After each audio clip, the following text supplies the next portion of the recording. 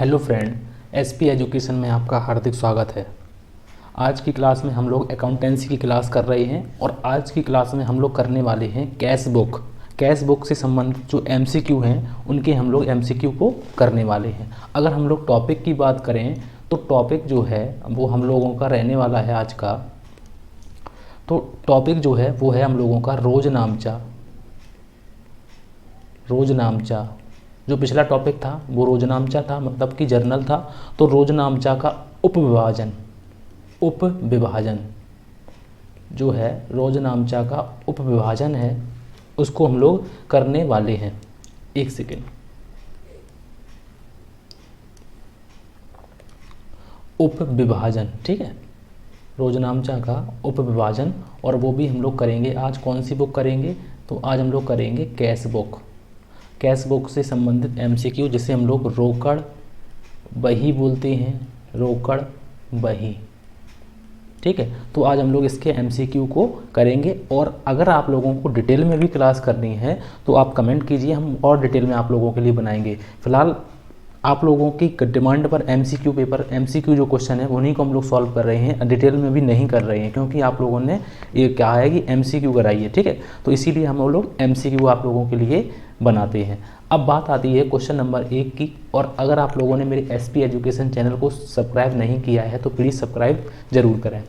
तो question number 1 में लिखा हुआ है कि पेशगी प्रणाली का संबंध है। पेशगी का मतलब होता है कि इम्प्रेड सिस्टम। इम्प्रेड सिस्टम का मतलब होता है कि जब जैसे मान लो कि कोई कैश बुक होता है, जैसे मान लो कि ये है जो हेड ऑफिस है, ठीक है, ये हेड ऑफिस है। अब वो हेड ऑफिस ने जो है अलग अलग ब्रांचें खोली हैं, जगह जगह पर छोटी छोटी अपनी ब्रांचें खोली हैं। तो इन पर क्या है कि हेड ऑफिस जो है पैसे देता है, अब अपने खर्चे, इनको हेड ऑफिस खर्चे के लिए पैसे देता है, छोटे छोटे कुछ रुपया देता है कि आप छोटे मोटे खर्चे के लिए मेरे पास मत आइए। हेड ऑफिस क्या कहेगा कि छोटे मोटे खर्चे के लिए आप मेरे पास मत आइए, मैं आपको कैश देता हूँ, आप उनको कीजिएगा। तो पेशगी प्रणाली, पेशगी का मतलब एक तरीके से एडवांस भी हो जाता है। पेशगी प्रणाली का संबंध है क्रय वही से, विक्रय वही से, रोकड़ वही से, या फिर खुदरा रोकड़ वही से। तो इसका आंसर आप लोगों को बताना है कि पेशगी प्रणाली जो होता है वो हम लोगों को पिटी कैश बुक में हम लोग होता है। तो इसका राइट आंसर हो जाएगा पिटी कैश बुक। अगर आप लोगों को डिटेल में करनी है तो हम लोग खुदरा रोकड़ पुस्तक को और डिटेल में करेंगे। रोकड़ मतलब कि पूरा जो उपविभाजन है उसको पूरे डिटेल में करेंगे। बस आप लोगों को कमेंट करने की ज़रूरत है। आप लोगों को पूरी क्लासें यहीं पर बिल्कुल अवेलेबल हो जाएंगी, बस आपको कमेंट करने की ज़रूरत है। क्वेश्चन इंग्लिश में भी लिखा हुआ है तो आप लोग इंग्लिश में भी पढ़ सकते हैं। The imprest system partition two, तो purchase book, sales book, cash book या फिर पिटी कैश बुक। तो इसका राइट आंसर है पिटी कैश बुक। उसके बाद नेक्स्ट क्वेश्चन, और नेक्स्ट क्वेश्चन में लिखा हुआ है क्वेश्चन नंबर 2। और क्वेश्चन नंबर 2 में लिखा हुआ है कि रोकड़ खाता है। रोकड़ खाता मतलब कि cash account is, cash account कैसा खाता है। तो मैंने आप लोगों को बताए हुए हैं कि खाते जो होते हैं वो 3 प्रकार के होते हैं। खाते के प्रकार, बैंक में जो खाते खुलते हैं ये उनके प्रकार नहीं है, ये जर्नल में जो है खाते खुलते हैं, हम लोग उनकी बात करते हैं। तो पहला खाता जो है वो है हम लोगों का व्यक्तिगत खाता, व्यक्तिगत खाता। दूसरा खाता कौन सा है? तो दूसरा खाता है हम लोगों का वास्तविक खाता, वास्तविक खाता। ये मैंने आप लोगों को जर्नल में सबसे पहले क्लास में इसको बताया हुआ है। अब भी बस हम लोग थोड़ा सा रिवीजन कर रहे हैं, आप लोगों को पूरी डिटेल में नहीं कराएंगे। अगर डिटेल में करना है तो जर्नल का पीछे वाला क्लास ज़रूर देखिए। नाम मात्र का खाता, ठीक है, नाम मात्र का खाता। तो ये 3 प्रकार के खाते होते हैं। व्यक्तिगत खाते भी 3 प्रकार के होते हैं, डिटेल में नहीं करेंगे हम लोग अभी फ़िलहाल। तो आप लोगों को बताना है कि रोकड़ खाता क्या है। रोकड़ खाता कैसा खाता है? व्यक्तिगत खाता है, वास्तविक खाता है, नाम मात्र का खाता है, या फिर इनमें से कोई नहीं। Cash account is personal account, real account, nominal account, या फिर नन ऑफ दीस, मतलब इनमें से कोई नहीं। तो रोकड़ खाता कैसा खाता है? तो बिल्कुल सही आंसर आप लोगों ने बताया है कि बी ऑप्शन बिल्कुल सही आंसर है कि रोकड़ खाता जो है वो रियल अकाउंट है, वास्तविक खाता। उसके बाद नेक्स्ट क्वेश्चन, और नेक्स्ट क्वेश्चन में लिखा हुआ है क्वेश्चन नंबर 3 में, क्वेश्चन नंबर 3 में लिखा हुआ है कि त्रिस्तरीय, त्रि का मतलब होता है कि 3 कॉलम कैश बुक, त्रिस्तरीय रोकड़ बही में उभय पक्ष का बोलते हैं, मतलब उभय पक्ष का मतलब होता है कॉन्ट्रा एंट्री। उभय पक्ष प्रविष्टि कब जन्म लेती है, मतलब कि इसको इंग्लिश में आप लोग ज़रूर ध्यान से पढ़ें कि इन 3 column cash book when does contra entry occurs, मतलब कि जो है कॉन्ट्रा एंट्री कब जन्म लेती है। तो आप लोगों को बताइए कि बैंक से रोकड़ निकालने पर, तो बैंक से रोकड़ निकालेंगे तो एंट्री क्या डालेंगे, तो हम लोग जब बैंक से रुपए निकालेंगे तो हम लोग एंट्री डालेंगे कैश अकाउंट डेबिट, और 2 में हम लोग क्या निकालेंगे, तो कैश अकाउंट डेबिट, 2 में बैंक अकाउंट, तो ये एंट्री हम लोग डालेंगे। तो इसमें क्या होगा कि हम लोग जब त्रिस्तरीय रोकड़ वही बनाएंगे उसमें क्या क्या कॉलम होंगे, तो त्रिस्तरीय में हम लोग कैश का कॉलम होगा हम लोगों का, सॉरी इसको हम लोग बोलते हैं अमाउंट का कॉलम हो सकता है, ठीक है। एक कॉलम डिस्काउंट का होगा और एक कॉलम हम लोगों का बैंक का होगा। तो अब आप ध्यान से देखिए कि अब कैश भी है और बैंक भी है, तो ये कॉन्ट्रा एंट्री बोली जाती है। तो कॉन्ट्रा एंट्री जन्म कब लेगी, तो बैंक से रोकड़ निकालने पर, तो withdrawal of cash from bank, चाहे बैंक से रुपए निकालने पर चाहे बैंक में रुपए डालने पर कॉन्ट्रा एंट्री जन्म लेती है। ये त्रिस्तरीय में बोला गया है, ठीक है। उसके बाद नेक्स्ट क्वेश्चन, और नेक्स्ट क्वेश्चन में लिखा हुआ है क्वेश्चन नंबर 4। क्वेश्चन नंबर 4 में लिखा हुआ है कि खुदरा रोकड़ वही को बोलते हैं पिटी कैश बुक। पिटी कैश बुक प्रणाली अपनाई जाती है उपार्जित प्रणाली, अग्रदय प्रणाली या फिर रोकड़ प्रणाली या फिर इनमें से कोई नहीं। तो अभी मैंने आप लोगों को बताया है कि जो खुदरा रोकड़ वही है वो कौन सी वही पर अपनाई जाती है, कौन सी प्रणाली पर अपनाई जाती है, तो अग्रदय प्रणाली, जिसे इम्प्रेस्ड सिस्टम बोलते हैं, इम्प्रेस्ड सिस्टम, ठीक है। तो इसका राइट आंसर है बी ऑप्शन, बिल्कुल सही आंसर हो जाएगा। उसके बाद नेक्स्ट क्वेश्चन, और नेक्स्ट क्वेश्चन में लिखा हुआ है क्वेश्चन नंबर 5। क्वेश्चन नंबर 5 में लिखा हुआ है कि चेक प्राप्त किया लेकिन अगले दिन जमा किया, चेक प्राप्त किया लेकिन अगले दिन जमा किया, अभिलेखित किया जाता है। किस में अभिलेखित किया जाएगा, रोकड़ वही में या फिर रोकड़ वही का बैंक स्तंभ में, उपरोक्त दोनों में या फिर इनमें से कोई नहीं। तो चेक प्राप्त किया लेकिन उसको जो है अगले दिन बैंक में जमा किया, तो उसे हम लोग क्या बोलेंगे, cheque received but deposit on the next day are record in. तो हम लोग किस में लिखा लेंगे, तो वो लिखेंगे हम लोग रोकड़ वही का स्तंभ शेष में हम लोग उसको अभिलेखित किया जाएगा। तो इसका राइट आंसर है ए ऑप्शन, बिल्कुल सही आंसर हो जाएगा।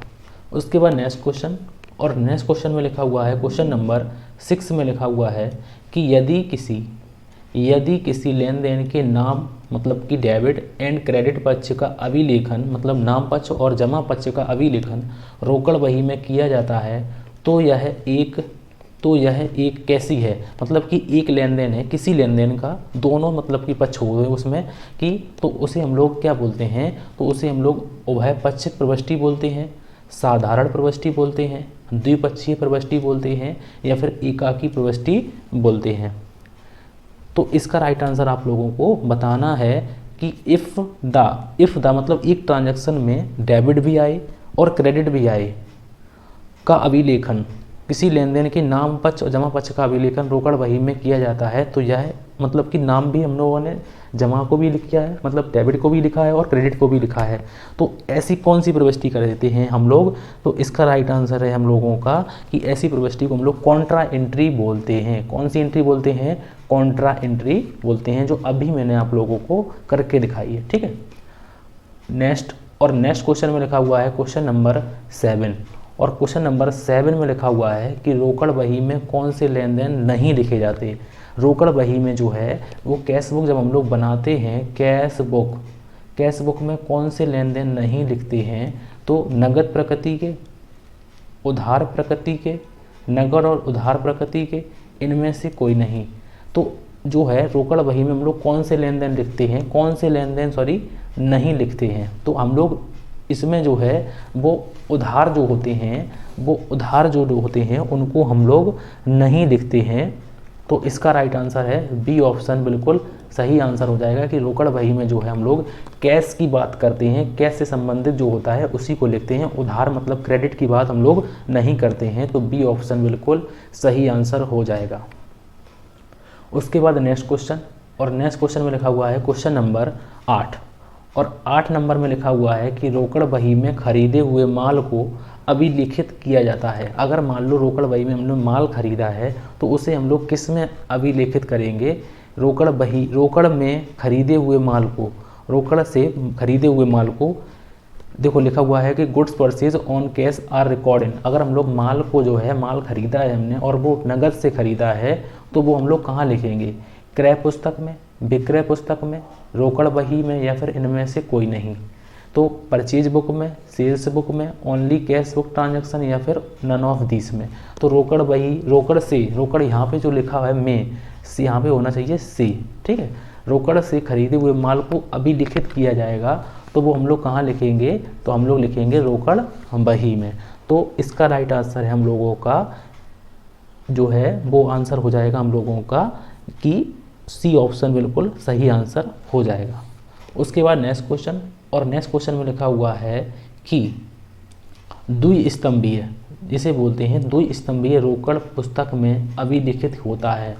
द्विस्तंभीय लेखा रोकड़ पुस्तक जो होती है, double column cash book record में सभी लेन देन लिखते हैं हम लोग, नगद और बैंक के लेन देन, केवल नगद के लेन देन, या फिर इनमें से कोई नहीं। तो द्विस्तरीय या फिर द्विस्तंभीय रोकड़ बही में कौन सी चीज़ें जो हैं वो अभिलेखित की जाती हैं? तो इसका राइट आंसर आप लोगों को बताना है कि द्विस्तंभीय का मतलब होता है डबल अकाउंट, डबल कॉलम। तो डबल कॉलम जो है, तो सिंगल जो है साधारण की बात की जाएगी। अगर साधारण की बात करेंगे तो उसमें अमाउंट का कॉलम होगा, ठीक है। और अगर हम लोग डबल की बात करेंगे तो उसमें अमाउंट का कॉलम होता तो है, प्लस में उसमें बैंक के कॉलम के साथ में भी होता है। तो इसमें जो है वो बैंकिंग संबंधी लेन देन जो होते हैं वो इसके साथ में आते हैं। तो बी ऑप्शन बिल्कुल सही आंसर हो जाएगा। उसके बाद नेक्स्ट क्वेश्चन, और नेक्स्ट में लिखा हुआ है क्वेश्चन नंबर 10 कि रोकड़ बही का नाम शेष बताता है। अगर रोकड़ बही में जो है वो डेबिट शेष बताता है तो हाथ में रोकड़, बैंक अधिविकर्ष, दोनों में से कोई नहीं, या फिर इनमें से कोई नहीं। तो रोकड़ बही जो है, रोकड़ बही का नाम शेष क्या बताएगा? रोकड़ बही का नाम शेष जो है वो क्या बताता है? तो रोकड़ बही का नाम शेष तभी आएगा जब आपका क्रेडिट पक्ष का योग ज़्यादा होगा, और क्रेडिट पक्ष का योग ज़्यादा होगा तो हम लोग जो अंतर होता है वो छोटे पक्ष की तरफ लिखते हैं, मतलब कि जो कम होता है उसी की तरफ तो लिखते हैं। तो नाम पक्ष में अगर हम लोगों का टू बैलेंस है, मान लो टू बैलेंस, तो ये कब आएगा? क्योंकि जब ये यहाँ पे तभी आएगा जब इस पक्ष का योग ज़्यादा होगा, मतलब क्रेडिट का योग ज़्यादा होगा। और क्रेडिट का योग ज़्यादा होगा तो हम लोगों को क्या बोलेंगे? हम लोग उसको हाथ में रोकड़ बोलेंगे, कैश इन हैंड में बोलेंगे, ठीक है। डिटेल में हम लोग नहीं करेंगे क्योंकि टाइम ज़्यादा हो जाएगा, ठीक है। तो हम लोग जल्दी से MCQ को करते हैं सॉल्व। नेक्स्ट में लिखा हुआ है कि रोकड़ बही क्या है? रोकड़ बही क्या है? रोजनामचा है, खाता बही है, प्रमाणक है, या फिर इनमें से कोई नहीं। What is cash book? Journal, ledger, voucher, या फिर नन ऑफ दीस। तो रोकड़ बही क्या है? तो रोकड़ बही जो है वो है खाता बही है। एक कैसी बही है? खाता बही। क्योंकि हम लोग जर्नल करते हैं और जर्नल से हम लोग कौन सी चीज़ें को उठाते हैं? कैश संबंधी जो चीज़ें होती हैं उनको हम लोग उठा लेते हैं, तो इसी के लिए इसको खाता बही भी बोल देते हैं। नेक्स्ट क्वेश्चन, और नेक्स्ट क्वेश्चन में लिखा हुआ है क्वेश्चन नंबर 12, और क्वेश्चन नंबर 12 में लिखा हुआ है कि छोटे भुगतानों को दिखाए जाने वाली बही को कहते हैं। छोटे छोटे जिसमें भुगतान दिखाए जाते हैं उसे हम लोग क्या कहते हैं? उसे हम लोग कौन सी बही कहते हैं? लघु रोकड़ बही कहते हैं, रोकड़ बही कहते हैं, दो खाने वाली रोकड़ बही कहते हैं, या फिर इनमें से कोई नहीं। उसे हम लोग पिटी कैश बुक बोलते हैं, कैश बुक बोलते हैं, टू कॉलम कैश बुक बोलते हैं, या फिर नन ऑफ दिस बोलते हैं। तो इसका राइट आंसर आप लोगों ने भी लगा लिया होगा कि उसको हम लोग क्या बोलते हैं? उसे हम लोग लघु रोकड़ बही, या फिर पिटी कैश बुक, या फिर खुदरा रोकड़ पुस्तक भी बोल सकते हैं। नेक्स्ट क्वेश्चन, और नेक्स्ट क्वेश्चन में लिखा हुआ है क्वेश्चन नंबर 13, और क्वेश्चन नंबर 13 में लिखा हुआ है कि जब एक ही समय में नकद तथा बैंक कॉलम के दोनों खानों के दोनों पक्षों में लेन देन को दिखाया जाता है, वही क्वेश्चन एक बार फिर से रिपीटेड है, तो उसे हम लोग क्या कहते हैं। तो वही बात फिर से है कि जो है एक ही समय पर एक ही लेन देन है और उसमें क्या हुआ है कि डेबिट भी लिखा गया और क्रेडिट भी लिखा गया है, तो उसे हम लोग टाइम को ख़राब नहीं करेंगे, उसे हम लोग उभय पक्ष प्रविष्टि या फिर कॉन्ट्रा एंट्री बोलेंगे। तो क्योंकि ये क्वेश्चन जो है ये रिपीटेड क्वेश्चन है, बस थोड़ी सी लैंग्वेज चेंज है। नेक्स्ट क्वेश्चन में लिखा हुआ है, क्वेश्चन नंबर 14 में लिखा हुआ है कि 3 खाने वाली रोकड़ बही में छूट का जो डिस्काउंट का लेखा किया जाता है उसे हम लोग कौन सी डिस्काउंट लिखते हैं। वो व्यापारिक छूट होती है, नगद छूट होती है, मौसमी छूट होती है या फिर इनमें से कोई नहीं। The discount column in triple column cash book record trade discount, cash discount, seasonal discount या फिर नन ऑफ दीज। तो उसे हम लोग कौन सी डिस्काउंट बोलते हैं। 3 खाने वाली रोकड़ बही में जो छूट दी जाती है उसे हम लोग कौन सी डिस्काउंट बोलते हैं।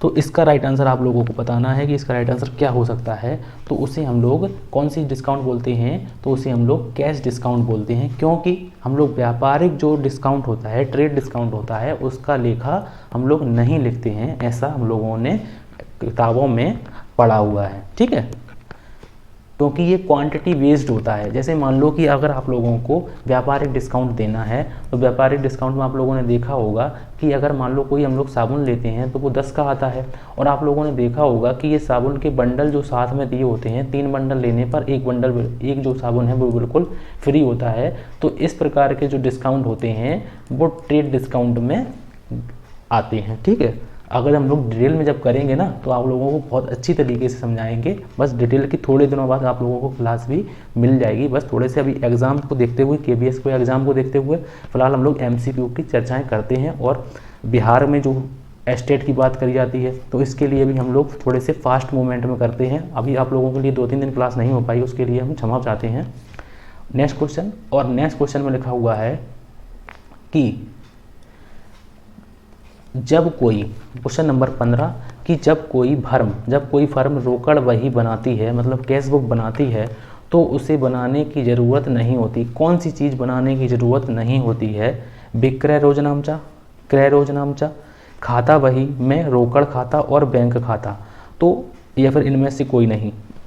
जब कोई फर्म रोकड़ बही बनाती है तो उसे क्या बनाने की ज़रूरत नहीं होती है, तो उसे जो है, क्योंकि जो कैश बुक बनाते हैं ना, कैश बुक और कैश अकाउंट फिर एक ही जैसे हो जाते हैं। तो इसीलिए जो है वो हम लोग जो है रोकड़ बही बनाते में हम लोगों को जिस खाता बही में रोकड़ खाता और बैंक खाते बनाने की ज़रूरत महसूस नहीं होती है। तो इसका राइट आंसर होगा हम लोगों का C ऑप्शन, बिल्कुल सही आंसर हो जाएगा। उसके बाद नेक्स्ट क्वेश्चन में लिखा हुआ है क्वेश्चन नंबर 16, और क्वेश्चन नंबर 16 में लिखा हुआ है कि ग्राहक से प्राप्त चेक को लिखते हैं। ग्राहक से जो प्राप्त चेक हुई है उसको हम लोग किस में लिखेंगे। रोकड़ बही में, विक्रय बही में, क्रय बही में या फिर इनमें से कोई नहीं। कैश बुक में, सेल्स बुक में, परचेज बुक में, नन ऑफ दीस में।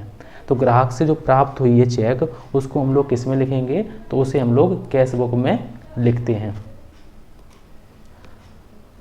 क्वेश्चन नंबर 16 का आंसर होगा E ऑप्शन, बिल्कुल सही आंसर हो जाएगा, क्योंकि जो ग्राहक से चेक प्राप्त हुई है उसको हम लोग रोकड़ बही में लिखते हैं, कैश बुक में लिखते हैं। अगर आप लोगों को वीडियो अच्छी लग रही है तो प्लीज़ मेरे चैनल को ज़रूर सब्सक्राइब करें। उसके बाद नेक्स्ट क्वेश्चन में लिखा हुआ है क्वेश्चन नंबर 17, और क्वेश्चन नंबर 17 में लिखा हुआ है कि रोकड़ बही है। रोकड़ बही क्या है। एक स्मरिका है, प्रधान बही है, सहायक बही है या फिर इनमें से कोई नहीं है। तो cash book is a memorandum book, principal book, subsidiary book या फिर नन ऑफ दीज। तो जो रोकड़ बही जो है वो एक कैसी बुक है, तो वो एक सहायक पुस्तक है। सहायक पुस्तक मतलब सब्सिडरी बुक है। ये क्वेश्चन मैंने आप लोगों से आज पूछा भी था MCQ में, तो इसको हम लोगों ने इस क्वेश्चन को रिपीटेड क्वेश्चन है आप लोगों के लिए, क्योंकि अगर आप लोगों ने मेरे चैनल पर विजिट की होगी तो आप लोगों को ये क्वेश्चन जो है वो क्विज के रूप में आप लोगों को मिल गया होगा। उसके बाद नेक्स्ट क्वेश्चन में लिखा हुआ है क्वेश्चन नंबर 18, और क्वेश्चन नंबर 18 में लिखा हुआ है कि खुदरा रोकड़ बही का शेष होता है। खुदरा रोकड़ बही का जो शेष होता है उसे हम लोग क्या बोलते हैं, तरल संपत्ति, दायित्व बोलते हैं, क्रय बोलते हैं, या फिर इनमें से कोई नहीं। तो जो खुदरा रोकड़ बही का जो शेष होता है उसे हम लोग क्या बोलते हैं, उस शेष को हम लोग क्या बोलते हैं, तो उसे हम लोग तरल संपत्ति बोलते हैं, लिक्विड एसेट्स बोलते हैं। कौन सी एसेट्स, मतलब कि तरल संपत्ति या लिक्विड एसेट्स या फिर and current assets. Current assets वो होती हैं जो कैश होती हैं, बैंक होती हैं, डेटर होते हैं, तो ये सारी करंट एसेट्स होती हैं। उसके बाद नेक्स्ट क्वेश्चन नंबर 19, और क्वेश्चन नंबर 19 में लिखा हुआ है कि खुदरा रोकड़ बही लिखने के लिए रखा जाता है। खुदरा रोकड़ बही जो लिखने के लिए क्या रखा जाता है, खुदरा नगद प्राप्तियों को, खुदरा नगद भुगतानों को, दोनों को, या फिर इनमें से कोई नहीं। तो उसमें जो है हम लोग क्या रखते हैं, खुदरा रोकड़ बही लिखने के लिए रखा जाता है तो क्या रखते हैं हम लोग, तो खुदरा रोकड़ बही जो है वो लिखने के लिए हम लोग जो है वो खुदरा नगद भुगतानों को इसमें रखते हैं। तो बी ऑप्शन बिल्कुल सही आंसर हो जाएगा। उसके बाद नेक्स्ट क्वेश्चन, और नेक्स्ट क्वेश्चन में लिखा हुआ है, क्वेश्चन नंबर 20 में लिखा हुआ है कि बैंक खाते का जमा शेष दिखाता है। अगर बैंक खाता है आप लोगों का, जैसे बैंक अकाउंट है, और बैंक अकाउंट में अगर क्रेडिट बैलेंस दिखाता है, शेष दिखाता है, जमा जो है शेष दिखाता है, मतलब कि आप लोगों का जो, जैसे मान लो कि एक सेकेंड, ये आप लोगों का बैंक अकाउंट है, ठीक है। अब बैंक अकाउंट है, ये आप लोगों का, मान लो कि हम लोगों का ये जो है ये डेबिट पक्ष है और ये हम लोगों का क्रेडिट पक्ष है, ठीक है। अब होता क्या है कि इसमें जो है, इसमें बोल रहा है कि बैंक खाते का जमा शेष, इसमें जो है यहाँ पे जो है बाई बैलेंस दिखाता है। बाई बैलेंस कब दिखाएगा, जब आप लोगों का डेबिट बैलेंस ज़्यादा होगा और क्रेडिट बैलेंस कम होगा, तभी तो बाई बैलेंस आएगा।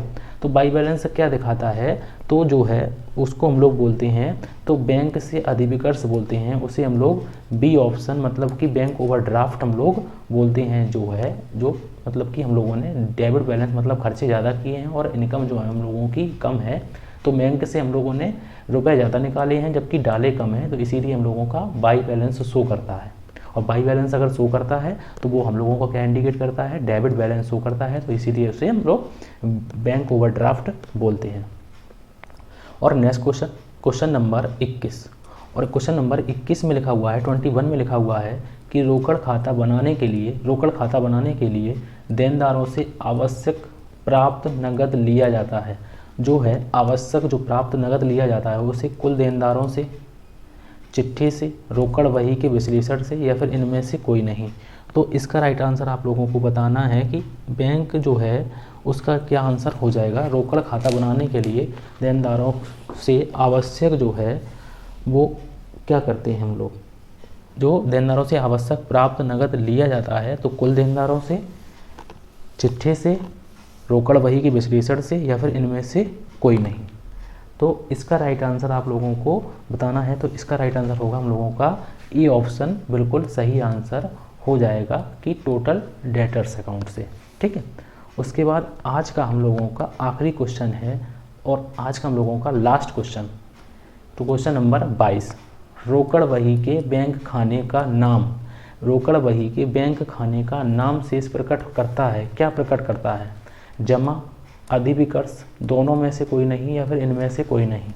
रोकड़ बही जो है, रोकड़ बही के बैंक खाने का नाम शेष क्या प्रकट करता है, जो नाम शेष हुआ है तो वो क्या प्रकट करेगा, तो इसका राइट आंसर आप लोगों को बताना है। तो इसका राइट आंसर है हम लोगों का ए ऑप्शन बिल्कुल सही आंसर हो जाएगा। तो आज की क्लास में हम लोगों ने रोकड़ के जो है जो जर्नल का विभाजन की बात की जाती है, उप विभाजन की बात की जाती है, और उसमें उसकी हेल्पिंग जो सब्सिडरी बुक्स होती हैं उसमें सबसे मोस्ट बुक जो है उसकी हम लोगों ने कैश बुक की बात की, और कैश बुक के 22 MCQ पर हम लोगों ने डिस्कस किया। अगर आप लोगों को क्लास अच्छी लगी है तो वीडियो को लाइक ज़रूर करें और मेरे चैनल SP एजुकेशन को सब्सक्राइब ज़रूर करें। आज की क्लास अगर आप लोगों को अच्छी लगी तो कमेंट ज़रूर करें, और आप लोगों को और कोई चेंज चाहिए या फिर आप लोगों को और क्लास डिटेल में चाहिए तो आप कमेंट ज़रूर करें। मैं आप लोगों के वीडियो, आपके कमेंट को ज़रूर देखूंगा और उसमें वीडियो बनाने की पूरी कोशिश करूंगा। Thank you for watching.